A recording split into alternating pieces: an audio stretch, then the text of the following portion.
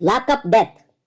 ಕೋಟಿ ನಿರ್ಮಾಪಕ ಎಂದೇ ಖ್ಯಾತರಾದ ನಿರ್ಮಾಪಕ ರಾಮೂರವರ ನಿರ್ಮಾಣ ಸಾರಥ್ಯದಲ್ಲಿ 1994ರಲ್ಲಿ ತೆರೆಕಂಡ ಆಕ್ಷನ್ ಚಿತ್ರ.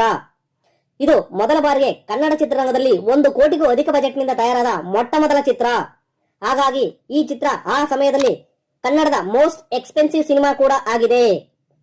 ಬೆಂಗಳೂರಿನ ಎಂಜಿ ರೋಡ್ನಲ್ಲಿ ಶೂಟ್ ಮಾಡಲಾದ ಒಂದು ಫೈಟ್ ಸೀಕ್ವೆನ್ಸ್ ನಲ್ಲಿ ಬರೋಬ್ಬರಿ 70ಕ್ಕೂ ಅಧಿಕ ಮೋಟಾರ್ ಸೈಕಲ್ಗಳು ಹಾಗೂ 30 ಜೀಪ್ಗಳನ್ನು ಬಳಸಿಕೊಳ್ಳಲಾಗಿತ್ತಂತೆ.